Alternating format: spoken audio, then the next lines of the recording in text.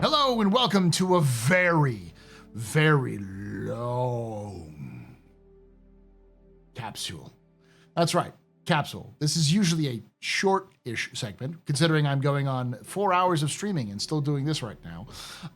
Short segment of my office hours live stream that I do on Thursdays at 8 p.m. Eastern, 5 p.m. Pacific on twitch.tv/TheAstroPub, youtube.com/TheAstroPub live. We'd love to have you come down and join chat live as we talk about Star Citizen lore, news, and more. Without any further ado, though, we're going to be covering the February 2025 PU monthly report. This one is a big one. So sit back, relax, enjoy the show. Like I said, probably see down there, this is going to be a long one. I'm going to read through the entire monthly report word by word and add my own sort of injections, my own thoughts on what's going on, and to add some context, because I've been doing this for a very, very long time now, for a couple of years where I read through them. This isn't a summary. There's nothing wrong with summaries, but I feel that if you are really trying to follow the content that Star Citizen and CIG is putting out for Star Citizen, then you need to actively be listening and reading everything that CIG puts out so you're better informed. I often see people who are, get themselves tied up in knots about things because they just don't follow it as closely as they should. So if you're one of those folks who's coming here to try to figure out what's going on with Star Citizen, hopefully this will give you some context. Thank you for watching. Sit back. Let's get started.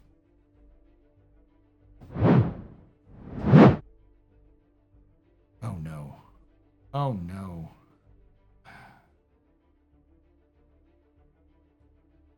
Sorry, Xylo just walked in. So I'm going to read the PU monthly report, but for those of you who don't know, this is all put together by Xylo. So I'm going to get trolled. All right.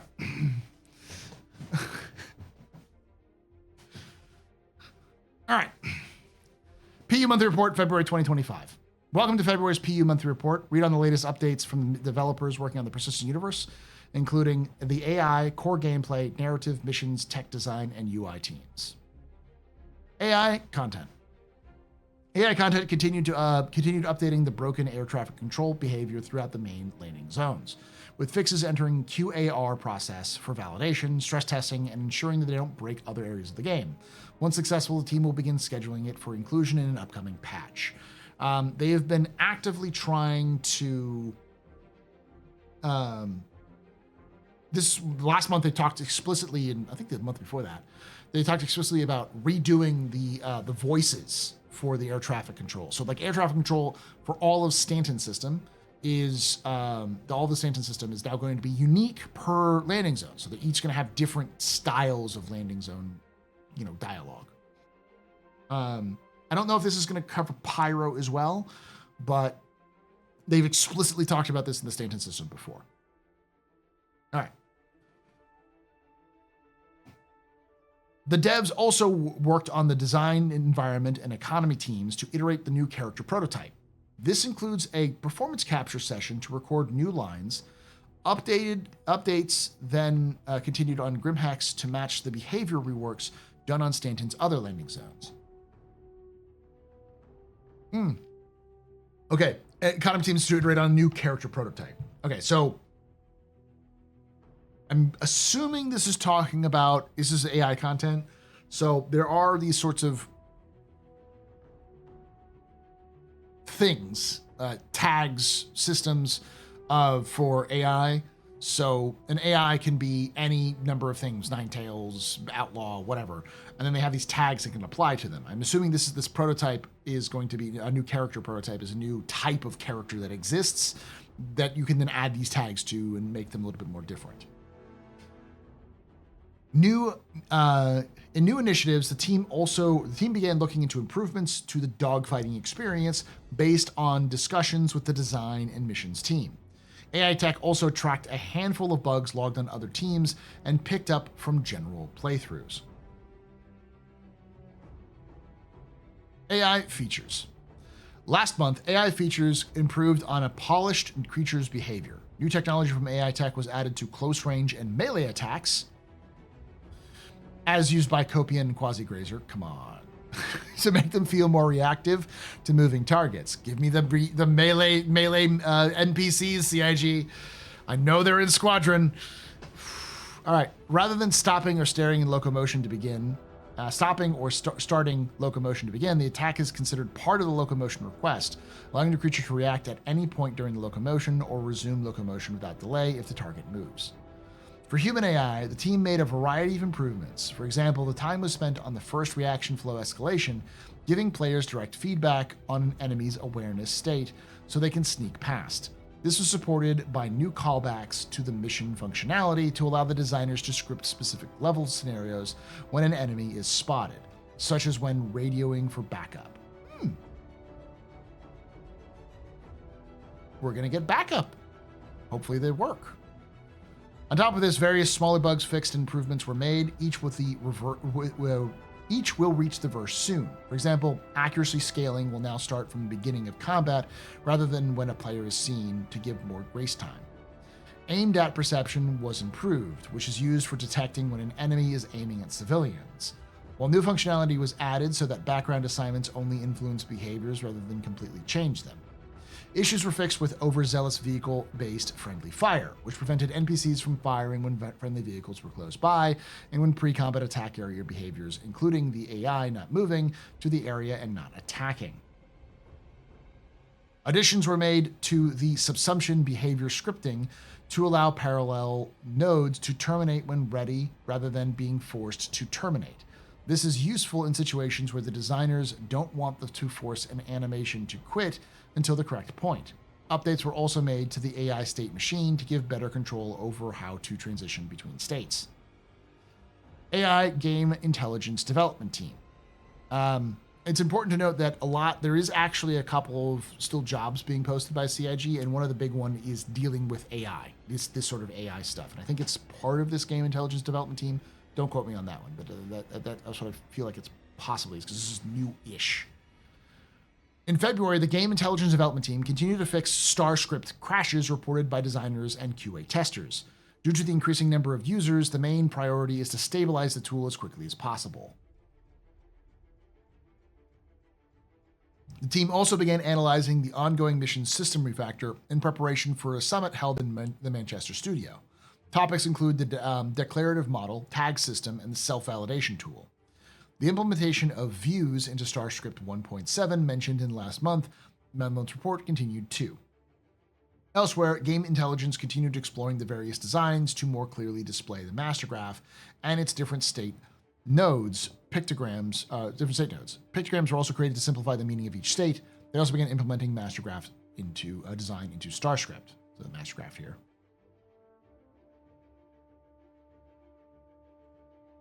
AI is an enemy AI. Yeah, not as in like machine learning or any of that sort of stuff. It's more the Goff AI. AI tech. Last month, the AI tech team progressed with work that will allow them to voxelize huge areas for 3D navigation. This will be used to create paths for AI ships and EVAng NPCs. Planetary navigation mesh was extended to receive further information about tall buildings to give more efficient evaluation of the terrain attitude while keeping track of manually placed object containers. The system to generate navigation for multiple agent types based on those present in the world, such as different sized creatures and vehicles, was also extended. February saw this team finalize the first steps of the Spatial Priority Solver system, which will organize and order different types of requests that need to be solved. For example, Pathfinder and navigation generation sequences. A lot of time was also dedicated to adding improved views and functionality to the subsumption tool.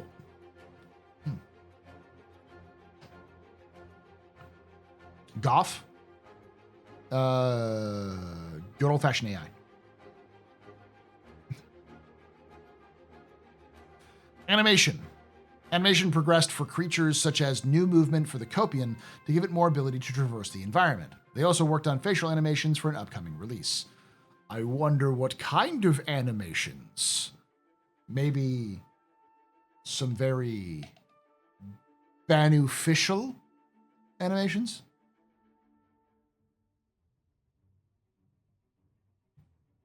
You gotta watch the other videos I released for that one.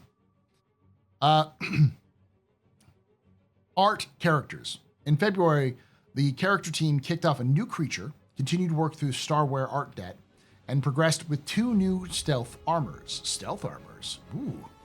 Concept art team explored the ideas for in-game rewards and new armors. Community. In early February, the community team resumed their regular updates to the roadmap.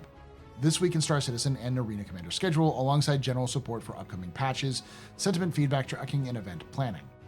As Red Festival 2955 wrapped up, community announced the winners of the Envelope the Verse in Envelop the Verse in Kindness screenshot contest, published a QA for the recently released Mist Fortune, and presented the second installment of the new Star Citizen Comms Dive series, which we actually did a video on earlier. I'll put that up here if you want to take a look at that. Pretty good, interesting stuff. In support of development's broader commitment to improving quality of life, the team published a discussion thread to gather and compile a list of what players felt were the most impactful bugs and issues currently affecting the game. The community team also helped spread the love during the Core More 2955 with a lighthearted How to Not Get a Date community contest, a catch-all page, and a Hornet loadout guide to accompany the release of the new Anvil Super Hornet Mark II. I don't know how not to do it. Visit a gathering area and take a Copian. I think it's cute. I think it'll get you a date. The team then published a 2025 Bar Citizen World Tour. Check it out for upcoming events that will provide players the chance to meet the person with staff members for drinks and shared camaraderie. We're looking forward to connecting with many players, many of you along the way, community team. July 17th, I want to say. I'm going to double check that real quick.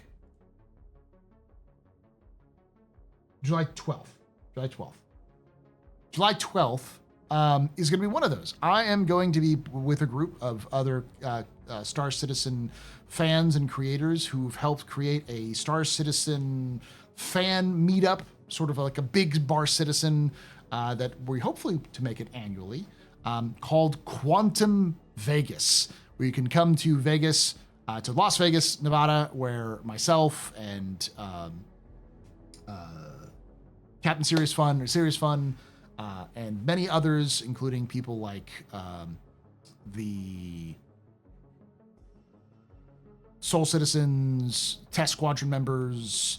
There's a ton of us who've been putting this together for people to people. I'm one of the sponsors, but also one of the hosts. So we could go there. You're gonna be kind of meet and greets. So there should be, not guaranteed, Star Citizen developers who might be there, but we'll have events and other things like that. It'll be kind of like a neat little mini Citizen Con for those of you who want to come by to Area 15 in Vegas. So a couple people have already said. I know that Red Monster said that he's going to be coming as well. So there'll be a couple people there as well. Take a look for that. It's Quantum Vegas. I don't think the website's up yet, but it may be up by the time this comes out, and I'll be promoting it more for every video, especially to make sure to get the word out. So if you all want to join in, because the tickets will be about $75 for the first month that they're being sold. Community ended the month by supporting the Supplier Die event. This included updates to global event messaging and a comprehensive catch-all post rounding out the month's significant developments. Core gameplay. Whew, this is going to be thick.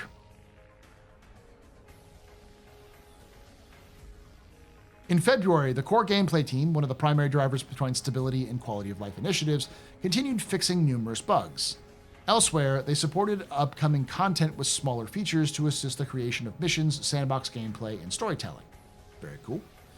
February concluded many of the 2025's planning tasks, which will ensure the team correctly balances the need for bug fixing, quality of life updates, content support, and feature development. Last month, the core gameplay team implemented minor misfires for rapid-fire FPS weapons. This includes a setting that allows the designers to control the duration of the delay until the weapon continues shooting. That's neat. General cooldowns were also added for minor and major misfires to control how much time must pass after a misfire before another of the same severity can happen. Planning was done towards a misfire system for ship components to unify the systems and avoid tech debt. The primary use case for this is engineering gameplay. That's actual development towards engineering. Overheat animations were added or improved for some Volt weapons, while integrated code changes were added to unblock downstream dependencies.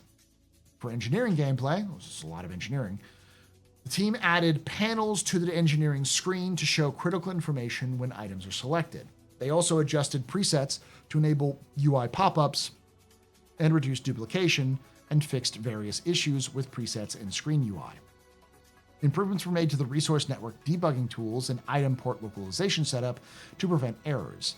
Various player-facing issues caused the resource network to not behave as players expected were fixed, while the coolant effectiveness calculation for items was updated.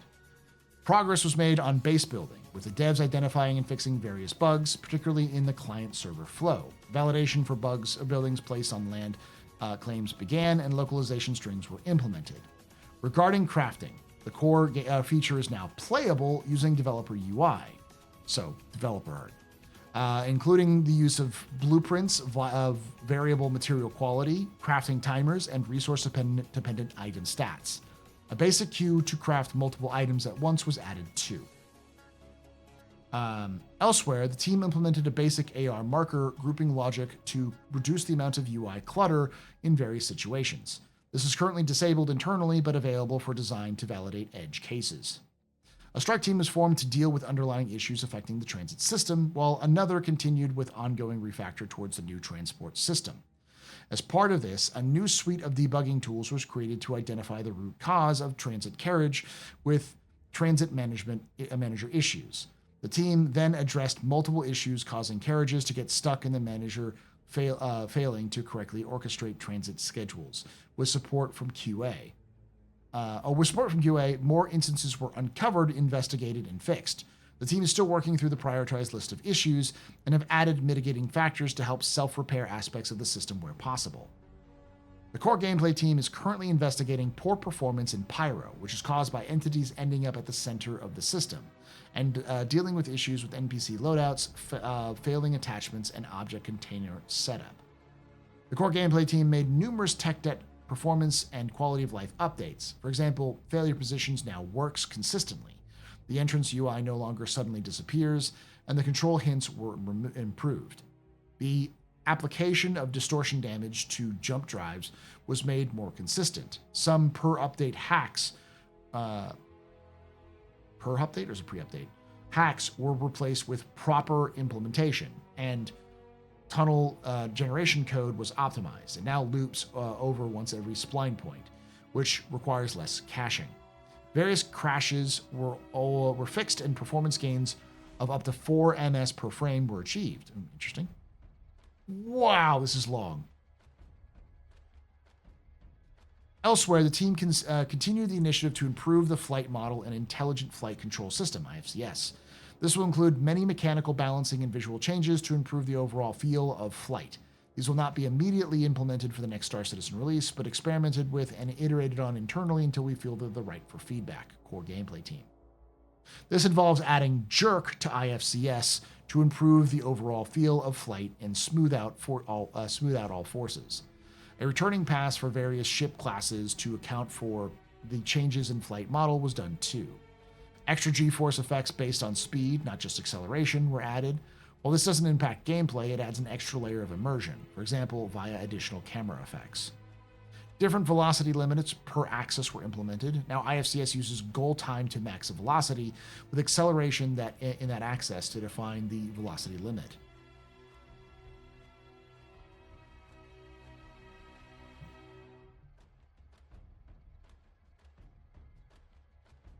This means that, for now, velocity limit shape is defined by acceleration limit.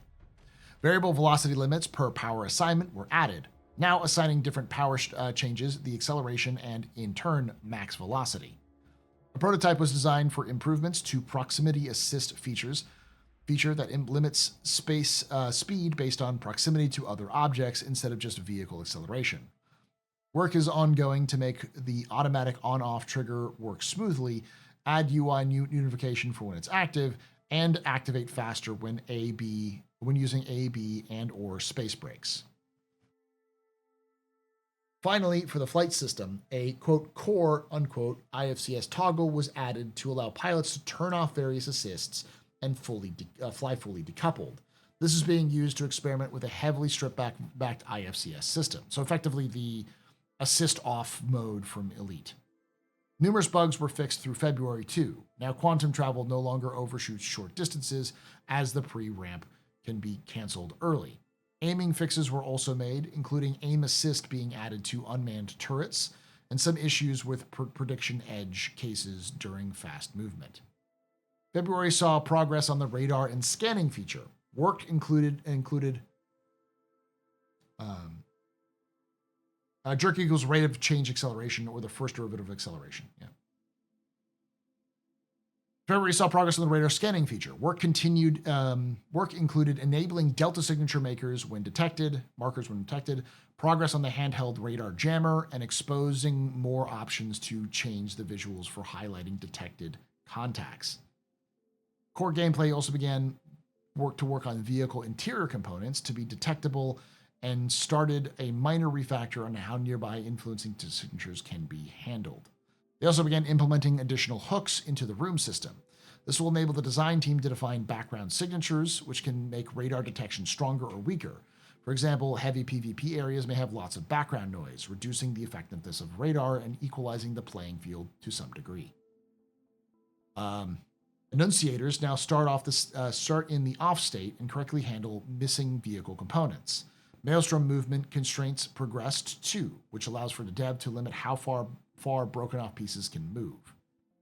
The inventory UI rework progressed with new concept art. This is an ongoing initiative to address many visual and user experience issues with the current inventory UI, including how players equip items on their character. A few features were updated for Arena Commander 2, such as the addition of assist scoring for crew members and crew members and AI, UI for DNF timer, and loadout present selection. Loadout preset selection. Core Gameplay wrote various technical design documents in February, including for a new mission giver and a new mechanic to communicate mission progress via the comms calls system. Nice. The team also worked on the Supplier Die Global event, including allowing cargo deliveries over the expected SCU amount. They also added support for returning excess cargo when delivering more than expected and made sure delivery missions don't count destroyed containers. The devs also enabled the designers to hide the, quote, complete, unquote, button for specific hauling contracts, such as those in Supplier Die, and investigated issues with missing mission markers. For the mission system refactor, the team fixed various issues with mission logic not proceeding and mission priorities not working correctly. A variety of quality of life updates were added too. Finally, for core gameplay, the team worked on various issues affecting hangars, freight elevators, fleet manager, and more that were exposed during Alpha 4.0 preview and Alpha 4.1 live. Mission design. Mission design focused on updating some old missions that weren't included in the recent refactor. This includes ensuring existing missions fit the new faction's content. For example, combat missions will fall under Foxwell Enforcement, with some new locations from Save Stanton used as forward operating bases. Bounty contracts will also move under the Bounty Hunters Guild alongside the reintroduction of the hijacked Origin 890 jump mission. Focus was also given to Supplier Die missions. Alongside fun content for the community, these missions will act as a test for balancing future resource gathering events. The team also began technical conversations with ongoing prioritization of mission quality. These discussions are about how to improve the audio pipeline to get voiced missions and begin pushing higher production value events. Yes! For those of you who have been following my content over the last couple of weeks, that is something that I have been explicitly hoping the CIG does between this and the Banu mission giver, which was mentioned, which has been sort of hinted at, teased because of Ivakati.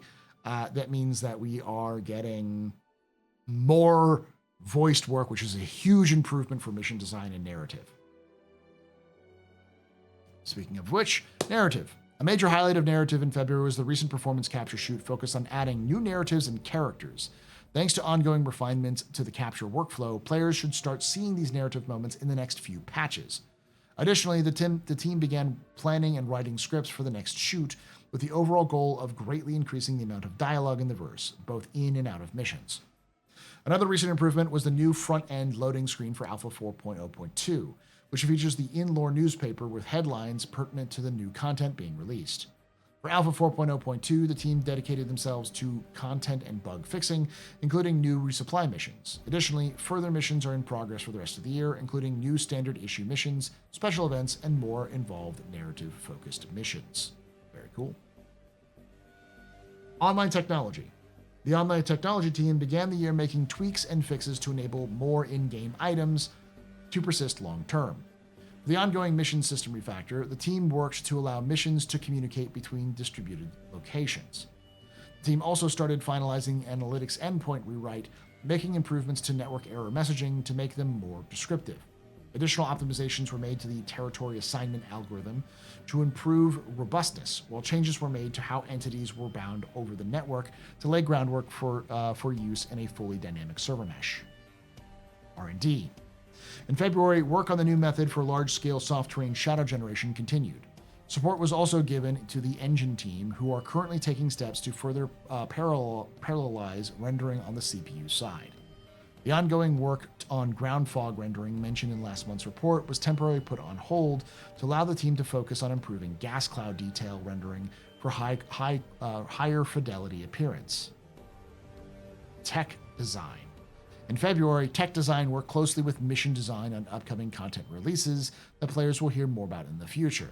They also prepared to set up items for scanning and began identifying what items should be scannable and what information should they reveal to the player. Major focus last month was on gameplay triggers, a system that allows designers to easily hook into and expose pre-existing functionality.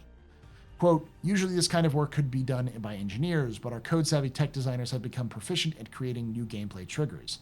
This allows us to create new gameplay with better player-facing feedback for the content teams to use. For example, easier ways to dynamically enable VFX and SFX, and expose ways for the designers to apply effects to players within an area. Tech design team. Interesting. UI. February saw the UI team focus on bug fixing, user experience, and vehicles. As part of this, they took an in-depth look at the upcoming social universe features shown at CitizenCon, focusing on the user experience. This involved taking the original design, working out user-friendly layouts, and ensuring interactions were well thought out and easy to use. The devs also began implementing UI for upcoming vehicles, alongside concepting the final UI styles for 2 manufacturers. Various UI bugs and minor issues were fixed too. The UI tech spent time beta testing the improved 2D UI renderer, as current versions is difficult to improve and bug fix. Elsewhere, they worked on tech support, game localization, and progressed with systems to allow players to navigate menus using a joystick or keyboard without a mouse. Interesting. Lastly, VFX. VFX spent part of February preparing for content releasing later this year. They also supported Supply or Die, cleaned up various work in Alpha 4.0, and progressed with upcoming Creature. I'm gonna have to steal that picture. So, summary. Massive summary. New UI. There's a lot of work on mission design, narrative, getting old mission types back in, unifying mission givers, some of which we're seeing in 4.0. We're definitely seeing a lot more emphasis, like the gameplay. The 3 big things I could pull away from the gameplay, core gameplay features, is engineering, scanning, and balancing. Those are the 3 things that have really come out. There are some things here like wear and tear, but that wear and tear stuff comes with engineering. So it's clear they're still working on those features. They're still wanting to get those in. Now, would I suggest that those are going to be coming in anytime soon? Probably not. We've been hearing about scanning as a feature starting back in like July of last year. I fully expect that to go into the fall of this coming year, but I think I'm leaning more towards us getting features at the end of the year rather than never getting it. And I think the based on the core gameplay features, engineering, scan and stealth, and like that's it. And ships and content. Because the other things were clearly missions, new creatures, a lot of AI work. new mission givers, new armors, new weapons. The Volt weapons were being worked on. So there's a ton of content being added to the game. And as we know, there's a lot of stuff they didn't even mention here about new locations and other things like that. So yeah, it's pretty thick. It's a shorter one in the grand scheme of things. I've had, PU monthly reports that go down to like an hour, so this is a little shorter. But it was definitely meaty, a lot of the stuff we're seeing. As always, I want to hear your thoughts down below on any of this. Do you think we're going to actually see any of this stuff this year, or is this just sort of just CIG working in the background? Do you think that we might actually see scanning and the new mission systems and all these sorts of things in the game before the end of this year? Let me know in the comments below. And as always, make sure if you did enjoy this, join us live at twitch.tv/TheAstroPub, youtube.com/TheAstroPub live, Thursdays, 8 p.m. Eastern, 5 p.m. Pacific. And if you enjoyed this video, hit the like button. It really does help spread the word. Subscribe for more content and hit the bell icon to be notified when these release. Thank you for joining us. And like I always say, hope to see you someday in the black.